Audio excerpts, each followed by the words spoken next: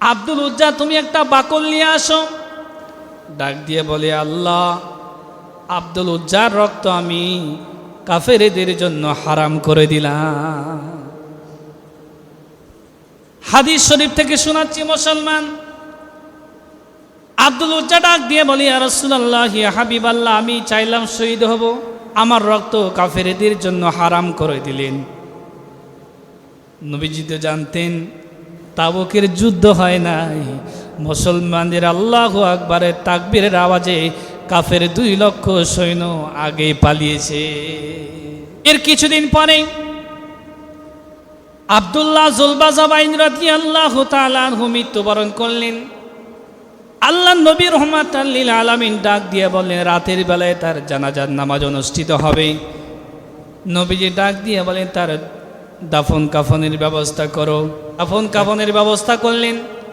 2 জন সাহাবী লাশ বহন করে আনতেছে, একজন হযরতে আবু বকর, একজন হযরতে উমর। সুবহানাল্লাহ। আর রাতের বেলায় বাতি ধরে যিনি পথ দেখাচ্ছেন তিনি হযরতে বিলাল। সুবহানাল্লাহ। আল্লাহ নবী রাহমাতাল লিল আলামিন মাত্র কয়েকজন সাহাবীর কবরে নেমেছেন। তার ভিতরে একজন হলো আব্দুল্লাহ জুলবাজাবাইন। আল্লাহ নবী রাহমাতাল লিল আলামিন কবরে নামলেন, 2 হাতের ওপর আব্দুল উজ্জাকে রাখলেন। নবীজি কান্না ধরে রাখতে পারলেন না, যে আব্দুল উজ্জা ইমানের জন্য ঘর বাড়ি জমি জায়গা সব কিছু ইমানের জন্য বিসর্জন দিয়েছে। আল্লাহ নবী রাহমাতাল লিল আলামিন কবরের মাটি চাপায় দিলেন, বলে, আল্লাহ, আজকে সকাল থেকে সন্ধ্যা পর্যন্ত আমি আব্দুল্লাহর প্রতি খুশি ছিলাম, আয় আল্লাহ, দয়া করে তুমি আব্দুল্লাহর প্রতি রাজি আর খুশি হয়ে যাও। সুবহানাল্লাহ। অত্যাচার সহ্য করেছেন, রক্তাক্ত হয়েছে দিনের দাওয়াতি কাজ করতে গিয়ে। উহুদের ময়দানে দান মোবারক শহীদ হয়েছে। তায়েফের ময়দানে নবীজি 1 নয় 2 নয় 10 দিন খেয়ে না খেয়ে মানবতার জীবন যাপন করেছেন। বিশ্বনবী সরকারে দো জাহান তার প্রিয় চাচা আবু তালিব যেদিন মৃত্যুবরণ করবেন, আল্লাহ নবী বাড়িতে চলে গেলেন। ডাক দিয়ে বলেন, ইয়া আম্মি আবি তালিব কুল লা ইলাহা ইল্লাল্লাহ হাজ্জুল লাকা ইনদাল্লাহি ইয়াউমাল কিয়ামাহ। ও চাচা, আপনি শুধু একটিবার বলুন লা ইলাহা ইল্লাল্লাহ মুহাম্মাদুর রাসূলুল্লাহ বলার দরকার নেই, তাহলে কিয়ামতের দিন আপনার জন্য আমি সুপারিশ করব, এমনকি আল্লাহ পাকের কাছে সুপারিশ করে আপনাকে জান্নাতে নেওয়ার ব্যবস্থা করব। সুবহানাল্লাহ। পাশে বসা ছিল আবু জেহেল। ডাক দিয়ে বলতেছে, নেতাজি, সারা জীবন বাপ দাদার ধর্ম অনুসরণ করলেন, আজ ভাতিজা মুহাম্মাদের নতুন ধর্ম গ্রহণ করে কলঙ্কিত হবে। আবু তালিব কালিমা পড়েন নাই, ওই অবস্থায় মৃত্যুবরণ করেছেন। আল্লাহ নবী রাহমাতাল লিল আলামিন ডাক দিয়ে বলেন, লা আস্তাগফিরান্না লাকা মা লাম আনহা আনহু। আমি ততক্ষণ পর্যন্ত আমার চাচা আবু তালিবের জন্য দোয়া করব যতক্ষণ পর্যন্ত আল্লাহ রাব্বুল আলামিন আমাকে নিষেধ না করবেন। একজন অমুসলিমের জন্য বিশ্বনবীর কত ভালোবাসা, কত মায়া, কত মমতা, কেন এত ভালোবাসা, কেন এত মায়া। আল্লাহ নবী রাহমাতাল লিল আলামিন দিনের দাওয়াতে কাজ তার চাচা আবু তালেবের জন্যই করতে পেরেছিলেন। আপন সন্তান হযরতে আলী রাদিয়াল্লাহু তাআলা আনহুকে পাশে বসিয়ে রেখে আল্লাহ নবী রাহমাতাল লিল আলামিনকে বুকের ওপর রেখে রাতের পর রাত অতিবাহিত করেছে। সুবহানাল্লাহ। শুধুমাত্র ঈমান আনে নাই, কালিমা পড়ে নাই, এই কারণে আবু তালিব মাপ পাবে না, আবু তালিবও যাবে জাহান্নামে। যার কারণে আবু তালিব কালিমা পড়েন নাই, আবু জেহেল, ওই আবু জেহেলও যাবে জাহান্নামে। তবে দুইজনের শাস্তি ভিন্ন। আবু তালিব থাকবে জাহান্নামের ওপরে, আর আবু জেহেল থাকবে জাহান্নামের নিচে। শুধুমাত্র বিশ্বনবী রাহমাতাল লিল আলামিনকে সাপোর্ট করার কারণে, সহযোগিতা করার কারণে আবু তালেব থাকবে জাহান্নামের ওপরে, আর আবু জেহেল বিশ্বনবীর বিরোধিতা করার কারণে আবু জেহেল থাকবে জাহান্নামের নিচে। যারা হজ করে এসেছেন তারা জানেন আবু জেহেলের বাড়ি আজও ইন্টারন্যাশনাল পায়খানা, ঠিক আছে না? আবু জেহেলের বাড়ি আজও ইন্টারন্যাশনাল পায়খানা। আমরা দল যাই করি না কেন, যারা হজ করতে গিয়েছেন আবু জেহেলের বাড়িতে পায়খানা না করলে শান্তি হয় না। নবীর বিরোধিতা করার কারণে সারাটি জীবনের জন্য তিনি ঘৃণিত, এমনকি আল্লাহ পাক তার বাড়িকে পায়খানা বানিয়েছেন। আবু তালিব মৃত্যুবরণ করলেন। নবীজি ডাক দিয়ে বলেন, লা আস্তাগফিরান্না লাকা মা লাম আনহা আনহু, আমি ততক্ষণ পর্যন্ত আমার চাচা আবু তালিবের জন্য দোয়া করব যতক্ষণ পর্যন্ত আল্লাহ পাক আমাকে নিষেধ না করবেন।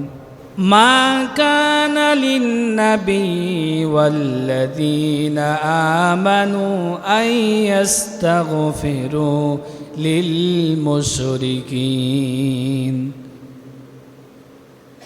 কোন নবীর জন্য, ঈমানদারের জন্য শোভনীয় নয় কোনো ব্যক্তি যদি প্রকাশ্যে অমুসলিম অবস্থায় মৃত্যুবরণ করেন, কেউ যদি কাফির অবস্থায় মৃত্যুবরণ করেন, নবীও তার জন্য দোয়া করতে পারবে না, হারাম। কেউ যদি ঈমান না এনে মৃত্যুবরণ করেন, তাহলে নবীর দোয়াও তার জন্য কাজ হবে না। তাহলে আপনার আমার দোয়া তো অনেক দূরের কথা, ঠিক আছে না? নবীর দোয়া যদি কবুল না হয়, তাহলে আপনার আমার দোয়া কি কবুল হবে? সম্মানিত উপস্থিতি, আবু তালিব মৃত্যুবরণ করলেন। আল্লাহ ডাক দিয়ে বলেন, নবীজি আপনি আপনার চাচার জন্য দোয়া করতে পারবেন না। হ্যাঁ, মৃত্যুর আগে তাকে আপনি দাওয়াত দিবেন। সে যদি দাওয়াত কবুল করে, সে যদি জীবনকে পরিবর্তন করে, তাহলে তার জন্য আপনি দোয়া করতে পারবেন, তার হেদায়েতের জন্য দোয়া করতে পারবেন। কিন্তু মৃত্যুর পরে অমুসলিমের জন্য দোয়া করা যাবে না, এটা হারাম। সাইয়্যিদুনা ইব্রাহিম নবীর বাবা আজর কুমার, হযরত ইব্রাহিম আলাইহিস সালাম কিয়ামতের দিন আল্লাহ পাকের কাছে দোয়া করবেন, আল্লাহ আমি আপনার একজন সলিল কদর পয়গম্বর, আমি জান্নাতে যাব আর আমার বাবা আজর কুমার জাহান্নামে যাবে, এটা সহ্য করতে পারবো না। আল্লাহ ডাক দিয়া বলে, ইব্রাহিম রে, ইন্নী হারামতুল জান্নাতা আলাল কাফিরিনা, আমি কাফিরদের জন্য জাহান্নাম ওয়াজিব করে দিয়েছি, জান্নাত হারাম ঘোষণা করে দিয়েছি। তোমার বাবা আজর কুমার আমার নবী ইব্রাহিমের অনুসরণ করে নাই, আমার নবী ইব্রাহিমের কথা শুনে নাই, এই কারণে আমি আল্লাহ তোমার বাবা আজর কুমারকে মাফ করব না। আপনার বাবা যদি অমুসলিম হয়, বাবাকে আপনি দাওয়াত দিবেন, কিন্তু মৃত্যুর পরে ওই বাবার জন্য দোয়া করা যাবে না আল্লাহর কাছে। আপনার বাবা, আপনার দাদা, আপনার নানা, আপনার নেতা, আপনার লিডার, আপনার নেত্রী, তাকে আপনি দুনিয়ার জমিনে দাওয়াত দিবেন, হকের দাওয়াত দিবেন, ইসলামের দাওয়াত দিবেন। সে যদি দুনিয়াতে সোজা না হয়, মৃত্যুর পরে দোয়া করে সোজা করার কোনো দরকার নাই, আর দোয়া করেও কোনো কাজ হবে না। যেমনটি কাজ হয় নাই বিশ্বনবীর দোয়া তার আপন চাচা আবু তালিবের জন্য, ঠিক আছে না?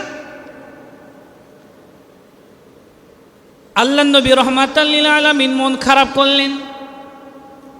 আল্লাহ রাব্বুল আমিন কোরআন আল কারীমের আরেকটি আয়াত নাজিল করে জানিয়ে দিলেন, ইন্নাকা লা তাহদি মান আহাবাবতা ওয়ালাকিন্নাল্লাহা ইয়াহদি মান ইয়াশা ওয়া হুয়া আ'লামু বিল মুহতাদিন।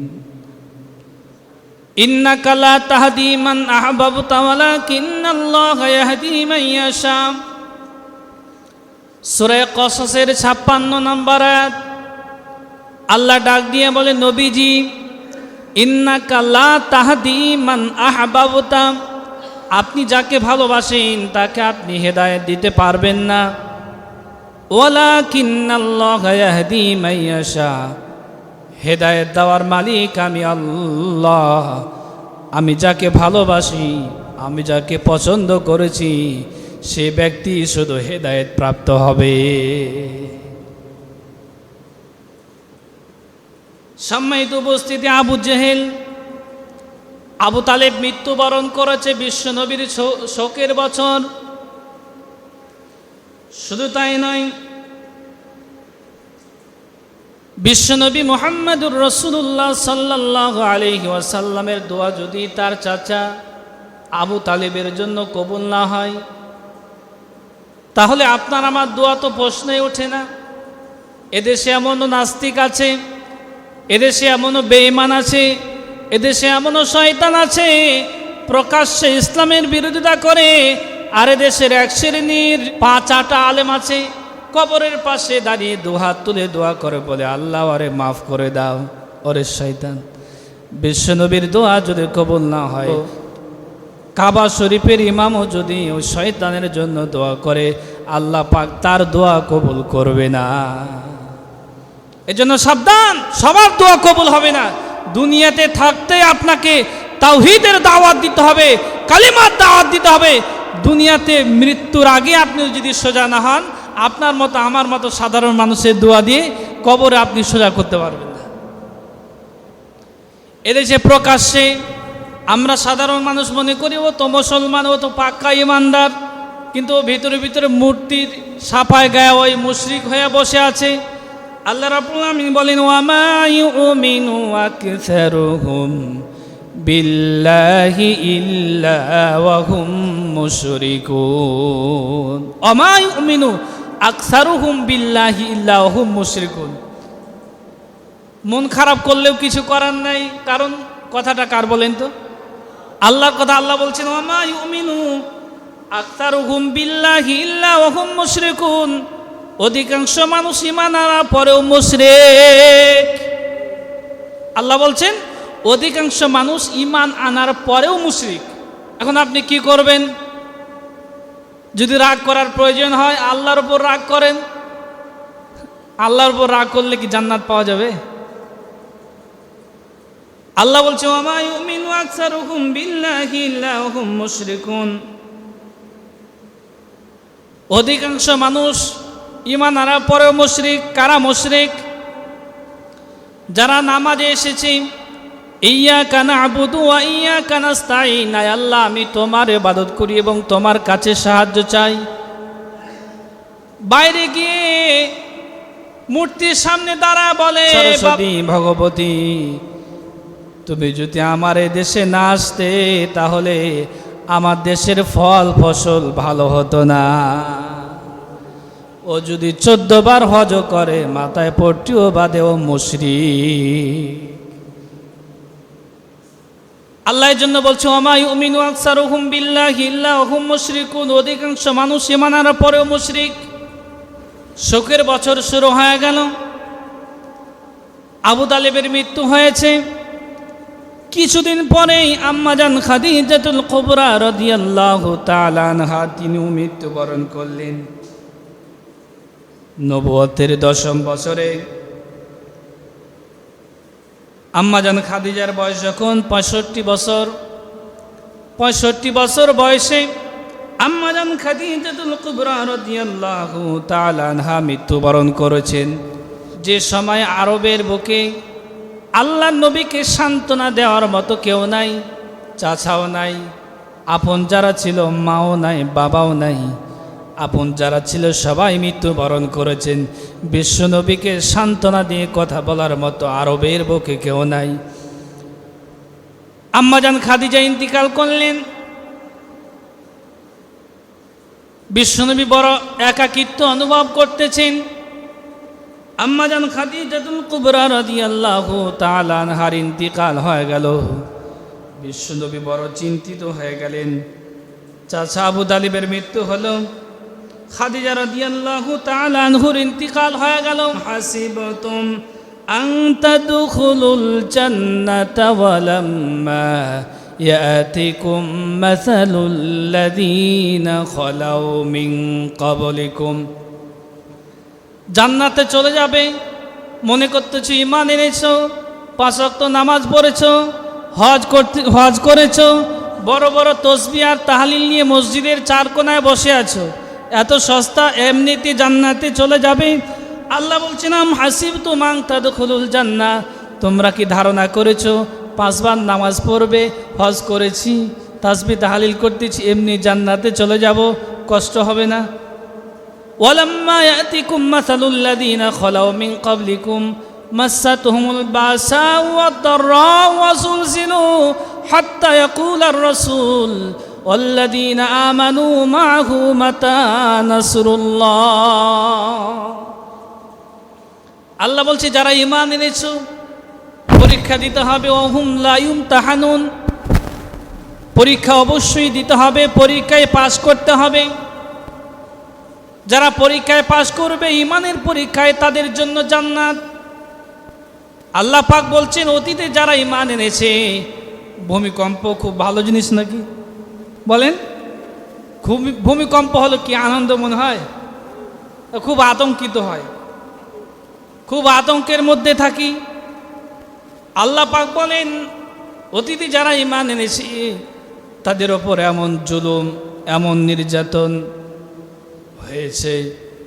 আম্মার ইবনে ইয়াসিরের পরিবার হযরত সুমাইয়াকে হত্যা করা হয়েছে, আম্মারকে হত্যা করা হয়েছে, ইয়াসিরের পুরো পরিবারকে হত্যা করা হয়েছে শুধুমাত্র লা ইলাহা ইল্লাল্লাহ, এ তাওহীদের কালিমা, তাওহীদের বাক্য উচ্চারণ করার জন্য।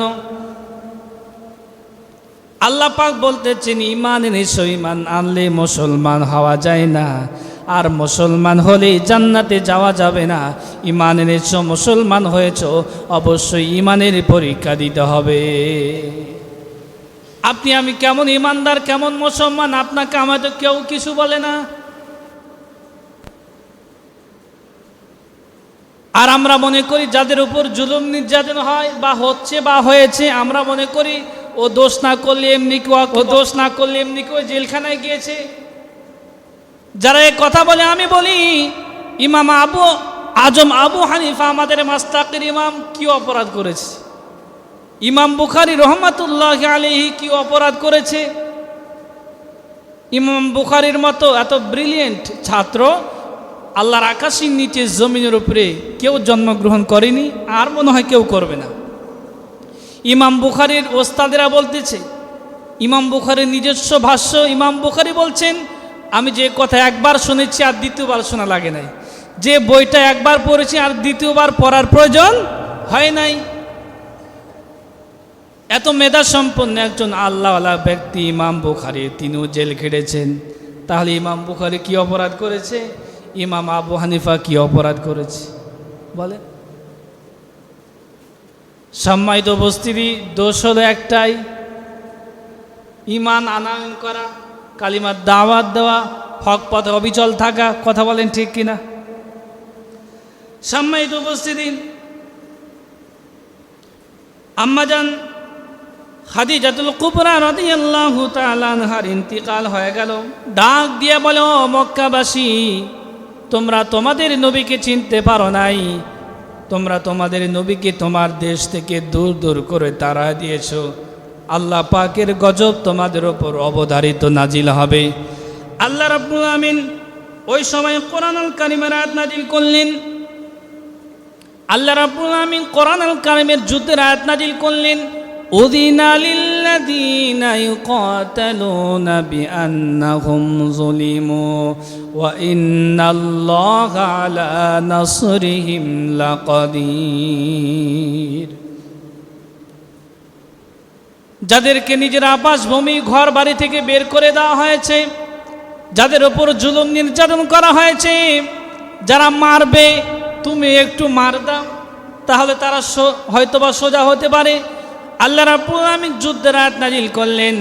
তারপর থেকে বদর হলো, উহুদ হলো, খন্দক হলো, হুনাইন হলো, মক্কা বিজয় হলো। বিশ্বনবীকে বের করে দিয়েছে।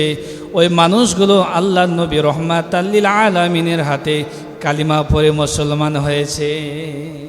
এই নবীর অসংখ্য সাহাবীরা হিজরত করে মক্কা থেকে মদিনায় চলে গিয়েছেন।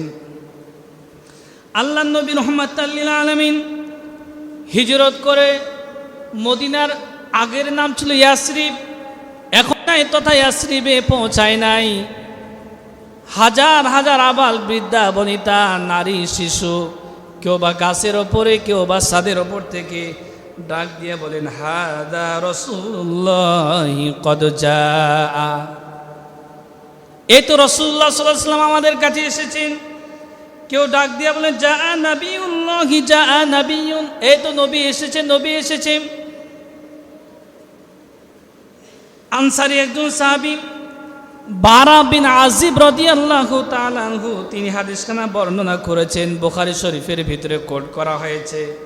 ডাক দিয়া বলেন ফামা রাআইতা আহলাল মাদিনাতা ফারিহু বিশাইইন ফারাহাহুম বিরাসূলিল্লাহি সাল্লাল্লাহু আলাইহি ওয়াসাল্লাম। বারা ইবনে আজিব রাদিয়াল্লাহু তাআলা আনহু বলছেন, বিশ্বনবী মুহাম্মদ সাল্লাল্লাহু আলাইহি ওয়াসাল্লাম হিজরত করে মদিনায় এসেছে। বিশ্বনবীর হিজরতে মদিনাবাসীরা যেই পরিমাণ খুশি এবং আনন্দ পেয়েছে, ইতিপূর্বে মদিনার কোনো মানুষকে এত আনন্দিত হতে আমি কখনো দেখি নাই। সুবহানাল্লাহ। আল্লাহ নবী রহমাতাল লিল আলামিন হিজরত করে মদিনায় চলে গেলেন, মসজিদ নির্মাণ করলেন। হযরতে আবু আইয়ুব আনসারী রাদিয়াল্লাহু তাআলা আনহুর বাড়িতে নবীজি অবস্থান করতেছেন। হযরতে আবু আইয়ুব আনসারীর বাড়িটা ছিল দোতলা। কয়তলা? দুইতলা মাটির তৈরি করা বাড়ি, এখনো এদেশে আছে না? দুইতলা তিনতলা বাড়ি আছে বরিন্দে। আবু আইয়ুব আনসারী রাদিয়াল্লাহু তাআলা আনহু তার বাড়িতে নবীজি থাকতেছেন।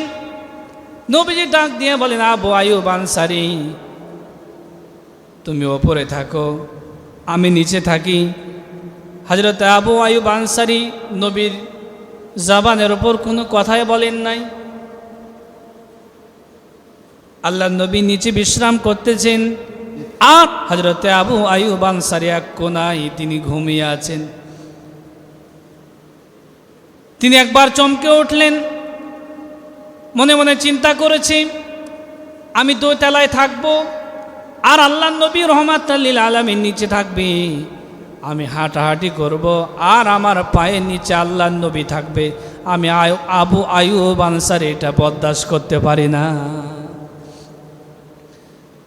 ওই রাতের ভিতরে নবীজির কাছে চলে গেলেন, ডাক দিয়ে বলে ইয়া রাসূলুল্লাহ ইয়া হাবিবাল্লাহ, আমি আবু আইয়ুব আনসারী ওপরে থাকবো আর আপনি আমার পায়ের নিচে থাকবেন, এটা হতে পারি না। আমার বাড়ি হলে কি হবে, আপনি ওপরে থাকবেন, আমি আপনার নিচে থাকবো।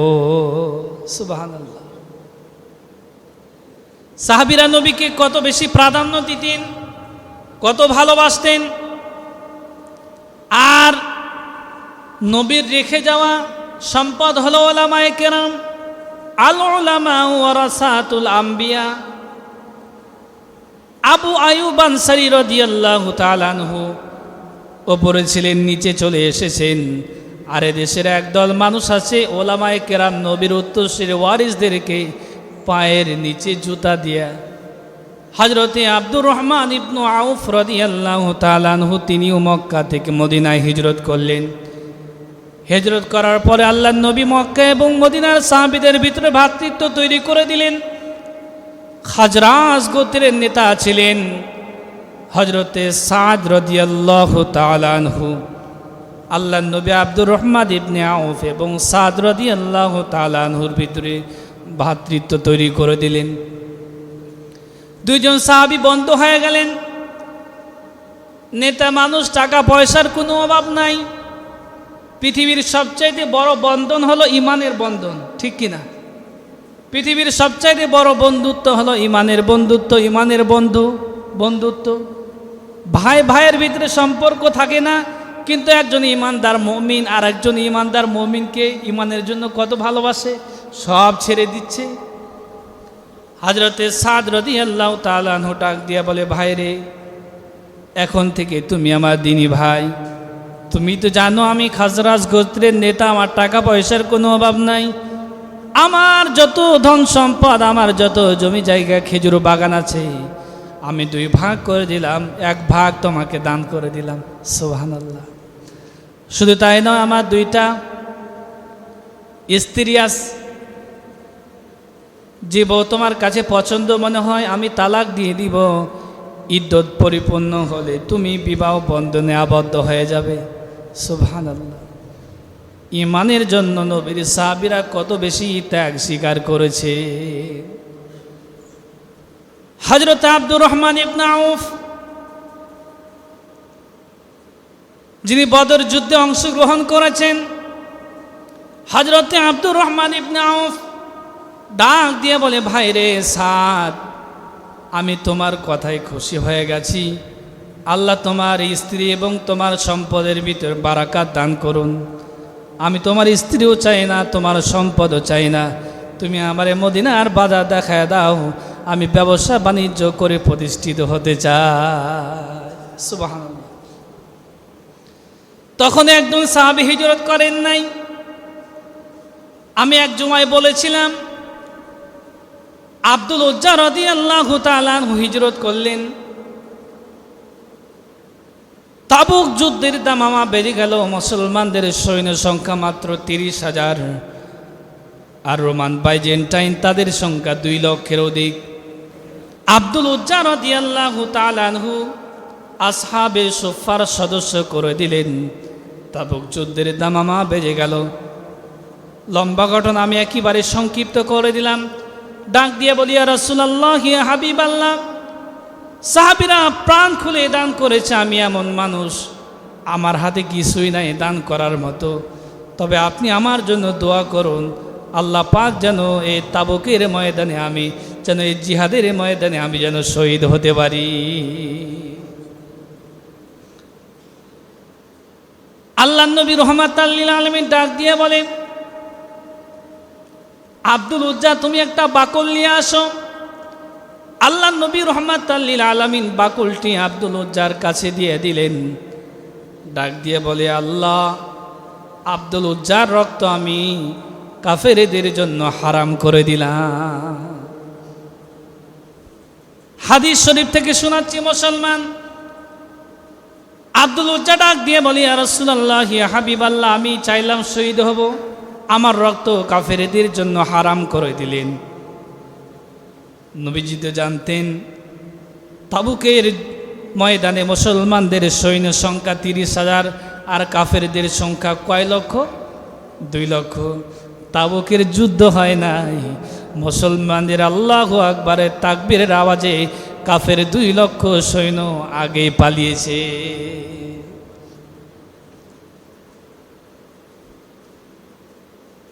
এর কিছুদিন পরে আব্দুল্লাহ যুলবাজাবাইন রাদিয়াল্লাহু তাআলা আনহু মৃত্যুবরণ করলেন। আল্লাহ নবী রাহমাতাল লিল আলামিন ডাক দিয়ে বললেন, রাতের বেলায় তার জানাজার নামাজ অনুষ্ঠিত হবে। নবীজি ডাক দিয়ে বলেন, তার দাফন কাফনের ব্যবস্থা করো, তাকে ধোয়ানোর ব্যবস্থা করো। দাফন কাফনের ব্যবস্থা করলেন।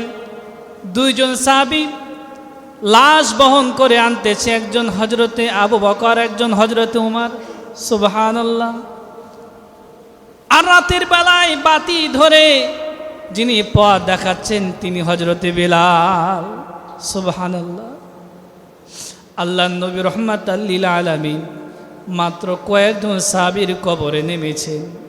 তার ভিতরে একজন হলো হযরতে আব্দুল উজ্জা আব্দুল্লাহ যুলবাজাবাইন। আল্লাহ নবী রহমাতাল লিল আলামিন কবরে নামলেন। ছোট্ট বাচ্চাকে আমরা যেভাবে কোলে নিই, আল্লাহ নবী দুই হাতের ওপর আব্দুল উজ্জাকে রাখলেন। আব্দুল্লাহকে দুই হাতের ওপর রাখার পরে কবরে রাখলেন। আল্লাহ নবী নিজ হাতে রাখলেন। নবীজি কান্না ধরে রাখতে পারলেন না যে আব্দুল উজ্জা ইমানের জন্য ঘর বাড়ি জমি জায়গা সব কিছু ইমানের জন্য বিসর্জন দিয়েছে। আল্লাহ নবী রহমাতাল লিল আলামিন কবরের মাটি চাপায় দিলেন। কবরের মাটি চাপানোর পরে আল্লাহকে ডাক দিয়ে বলে, আল্লাহ, আজকে সকাল থেকে সন্ধ্যা পর্যন্ত আমি আব্দুল্লাহর প্রতি খুশি ছিলাম। আয় আল্লাহ, দয়া করে তুমি আব্দুল্লাহর প্রতি রাজি আর খুশি হয়ে যাও। সুবহানাল্লাহ।